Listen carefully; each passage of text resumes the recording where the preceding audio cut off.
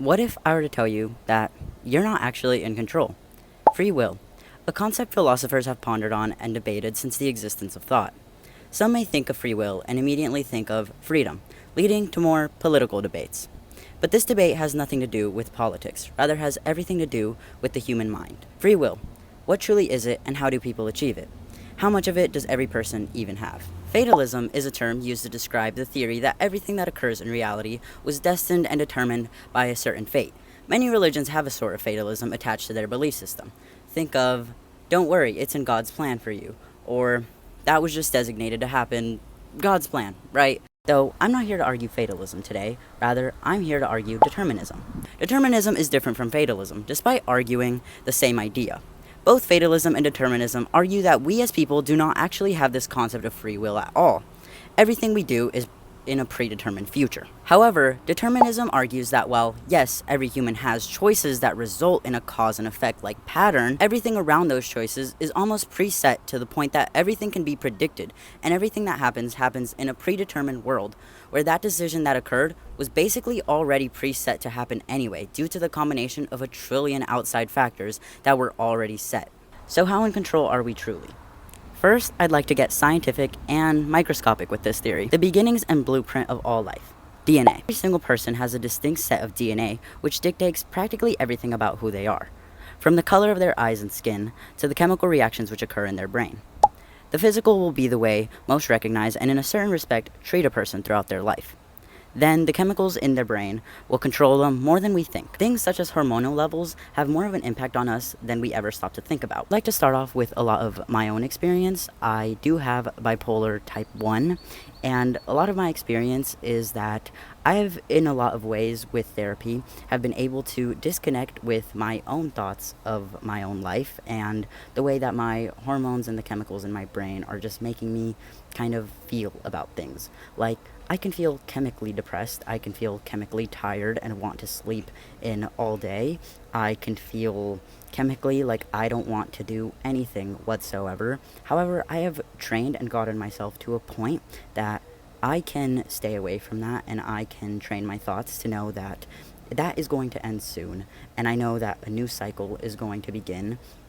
I can also get really yippy and really angered about something when manic. I can get really easily angered at practically anything. And I have been, through constant therapy to help myself get over that. A lot of my experiences with medications as well have taught me that truly I don't feel so in control as I once thought I was. A lot of my medication has completely changed me as a person, from little small things, of the way that I act and opinions that I used to think that I held, you know. My ability of sleeping has changed. My opinions of food and the amount that I consume it has changed a lot just from medications. That's where I'd like to start going into a lot of effects on a lot of the things that we put into our bodies, right? Like, I've heard stories about women going on birth control. I'm sorry, I'm not a woman. I do have to, yeah, but I've heard stories about how going on birth control can really affect women's attractions to their partners, and even thinking about it chemically, the way that we are and biologically, there is a science to who we will end up attracted to, and there is some ways of smelling people where if you manage to the pheromones off of somebody, it means that you guys are kind of biologically meant to be together, and that biology just kind of knows that you two are a good match. There's also things that kind of go with what I was saying with bipolar, how I've been able to get away from the chemical reaction mentally. Like, there's sad nipple syndrome, where people will have something brushed upon their nipples and they will feel like an extreme sense of sadness and grief and pain, and they'll start thinking immense things about and I get it, I have bipolar. The same thing happens to me. I'll just get chemically depressed and I'll immediately start thinking these dramatic ideas about the world being all bad, everybody in society, and I'll think that I'll be really intelligent and that I'm being really intelligent and that I'm coming from a place of intelligence. I'm not. I'm just depressed, and then whenever I'm manic, I will chemically think that I'm a genius and that I'm coming up with the most extravagant of ideas of breaking out of the matrix, but I'm not. I'm not. It's not factual. It's not based on anything. It's chemically, And sad nipple syndrome happens to do this to people, where something will brush up on their nipples, and hormonally, something happens in their brain that starts to control them. Same with postpartum depression, where it's something biologically so that mothers can innately start feeling a bond for their child. And there are a lot of things with motherhood, actually, that involve this um, biological connection that mothers need to feel so that then they can, feel a kinship towards their young and all of that, And postpartum is a good, shower of how hormones can truly change you up so much. And I think all of the hormonal things that happen to women whenever they get pregnant is a good shower of all of this. I mean, your taste buds change, the way that you react to your partner changes, everything changes, and it is all to biologically set you up for greatness. It is a good thing, right? We need these things, right? In society, it's good for a woman to maybe not go through postpartum, but it has its needs. It has its biological necessity of why it's there. But isn't it crazy how, all these things are wired in us? They control us more than we know. My meds control me to a point that, I mean, I need them to sleep. Without them, I simply will not go to sleep. And I am constantly playing around with the dosages that I'm taking, because sometimes if I take too much of one, I will be asleep all day, and everybody else who I talk to who has bipolar 1 and who takes that same medication says the same thing. It knocks them out all day. My father gave me bipolar 1, and he also not plays around with his medications, but he, sees what works for him, and he cannot take the amount that I am taking, because that amount for him knocks him out asleep terribly.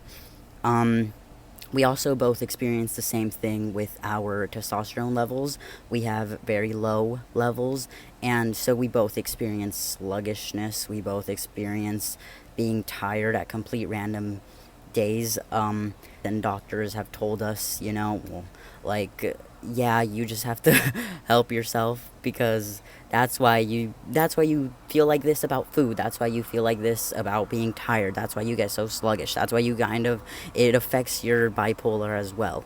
Things that I used to think, that's just me, that's just me, that's just how I am. I've been able to talk to psychologists. I've been able to get on medications. I've been able to affect the complete way that I am. I simply just seem like a mold at some point, that the chemicals in my brain are just putting me one way, putting me another way, right?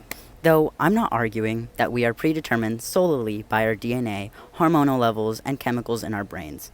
To pretend that life and our personalities aren't half molded, at least by experience, would just be a cop-out.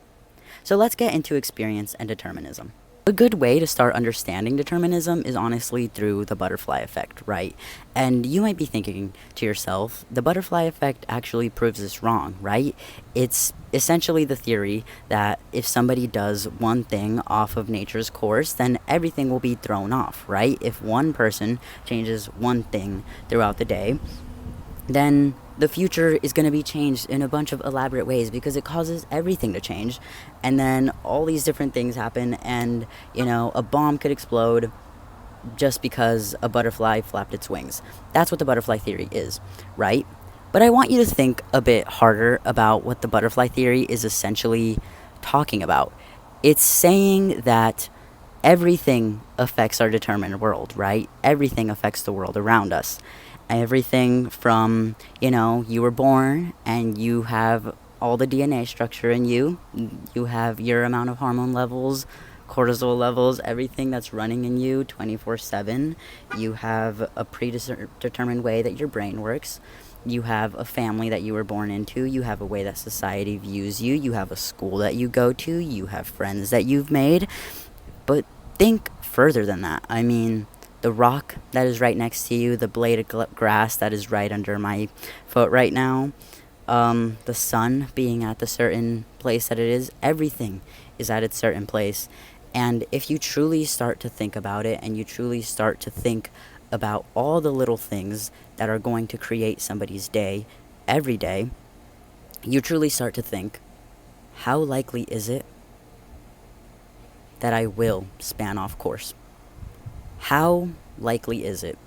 Because the chances are low with the trillions of things that needed to build up to potentially make up the world around you, that caused you to be in that exact scenario, that caused you to say the exact words that you said, that caused you to be the way that you are. With everything that went around, do you truly think that you could have spun off course?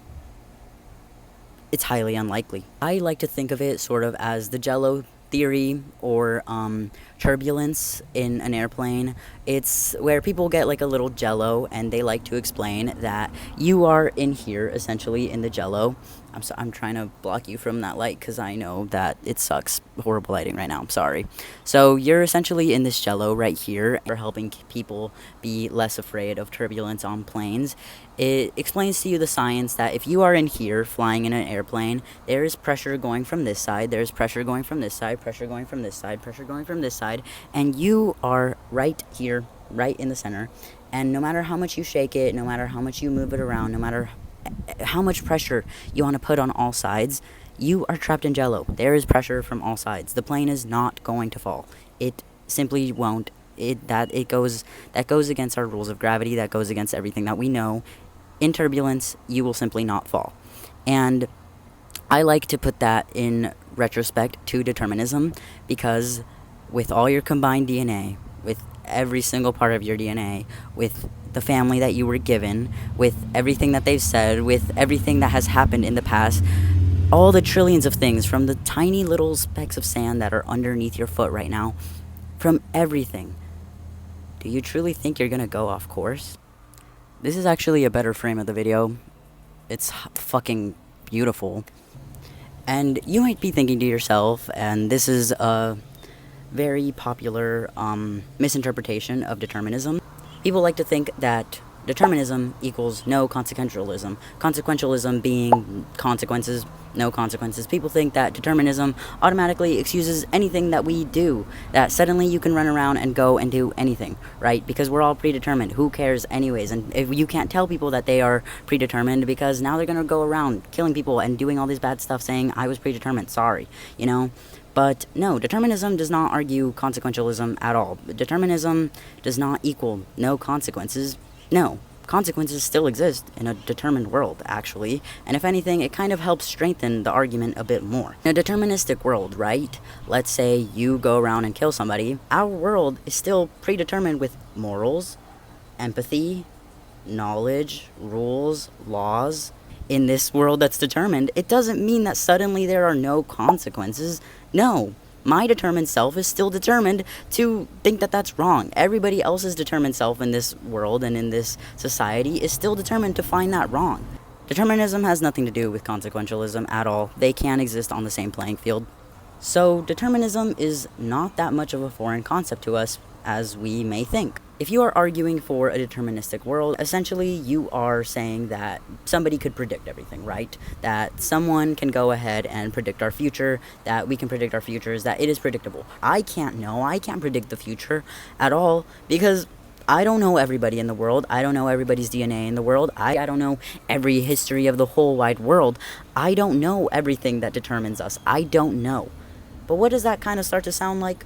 A god. And we do know of this metaphorical concept, right? In this term, the metaphorical concept of a god is just somebody who does know the future. And we kind of have accepted this into our cultures, into our lives for years now, right? I mean, so many cultures and so many religions have already determined of a god. That's kind of how we reach the ideas of fatalism, and that's how many people have already accepted fatalism in their life, right? Going back to the origin of this video. Free will, a concept that invites endless metaphysical debate. Philosophers mainly debate on the definition of what free will is, and the term free invites for a lot of discussion and debate about how truly free we can even be. If free essentially means zero constraints, then that leads to many debates about how we can even truly be free as people at all.